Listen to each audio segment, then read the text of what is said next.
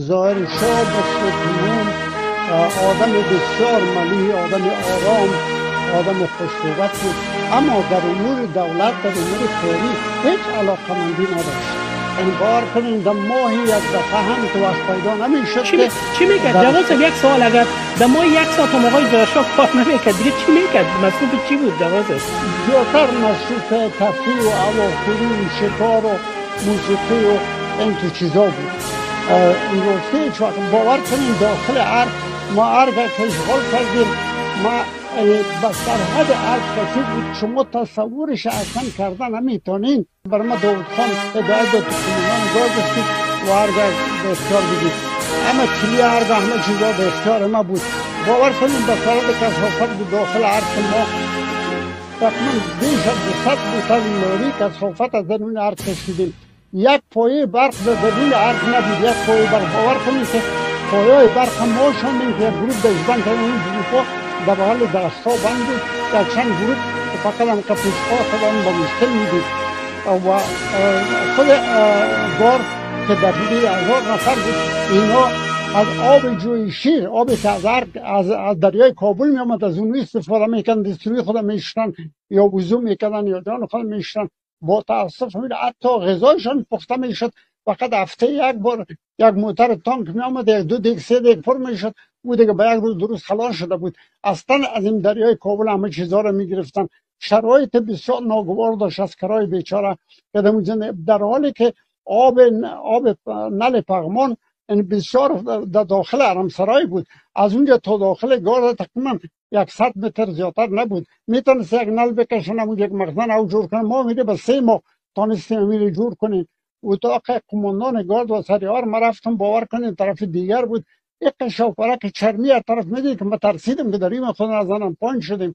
باز صبح وقتی که ما نفرای وظیفه دار وظیفه دادیم تا بپالن در زیر سرطاقای ورسیا، باور کنید تقریبا 12 سطل شاپرک چرمی موزون انداختیم.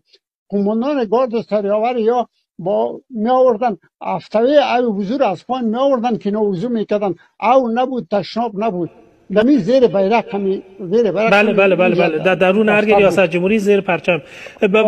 پس بنابراین آقای ظاهرشاه طبق روایات یک انسان فوق العاده بیکاره و یک انسان فوق العاده ماجراجو در قسمت تفریح ها و لذت های زندگی بوده.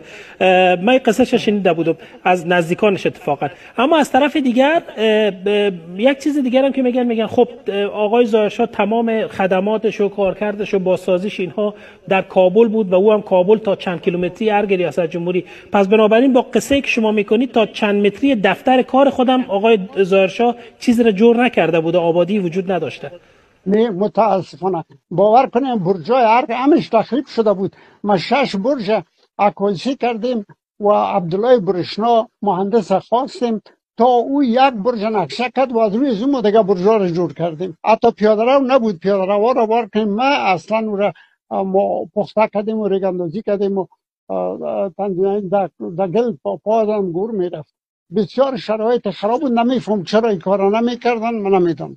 بسیار خب همونطور که شما گفتید دیگه به هر حال آقای ظاهرشاه شدیداً مصروف علایق شخصیشان بودن و مملکت به سوی دیگر میرفته. اما ظاهرشاه بعضی هنرمندا را میخواست، هنرمندای پاکستانی را یا هندی را باز شبای محفل میگرفتن و سینمای ارگ هم اونجا فیلم ها رو می آوردن، فیلم میدیدن و موسیقی میشنن. این کنسرت های خصوصی منظورتان همین محفل های شبانه است که حتی سیاستمداران افغانستان در همین 20 سال اخیر هم میگرفتن. حتی آقای اشرف غنی هم گفته میشه که همراه با آقای محب و آقای فضلی عاشق همین نوع موسیقی ها بودن. طالبان تا پشت دروازه‌های کابل آمده بودن، صدای موسیقی از ارگ ریاست جمهوری به وزیر اکبرخان پیچیده بود، گویا که آقای غنی و آقای محب و آقای فضلی خبر نداشتن که چه اتفاقی میفته یا جشن شادمانی را گرفته بودن. چطور شد که او کودتا آنگونه به موفقیت رسید جنرال صاحب؟ شاهنشاهی افغانستان تبدیل به نظام جمهوریت میشه و اردو متاسفانه یک ذره از هم پاشیده بود و محبوبیت ظاهرشاه هم بسیار کم شده بود در ساحه اردو. ما یاره احساس میکردیم. داود خان همیشه با دقت متوجه تمام پروگرام ها بود. از هر سه منصب معلومات کامل داره، چقدر زیر پوش داره، چقدر تانک داره و چقدر سرباز دارن. مطابق نیرویشان، مطابق قدرتشان برای اینا وظایف میدادن و پلان ها را خودش تنظیم میکرد. میگه خب فرض میکنم هر سر گروه ها قدرتش میگرفت، برای معلوم بود، امر را یادداشت داده بودن. بساس میگه وظیفه تو در شب کودتا این نیست، وظیفه تو ایست، وظیفه تو ایست، دمو وقت معین باید وظایف خود انجام بدن. بسیار دقیق پلان شده بود، حتی سر دقایق.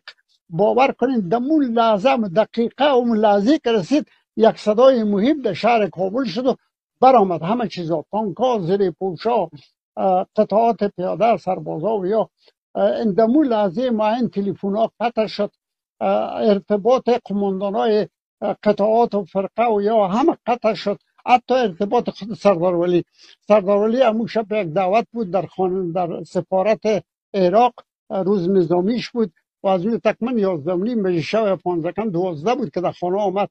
هنوزم لباس خود نپوشیده بود که حرکت ما 12 شب شروع شد.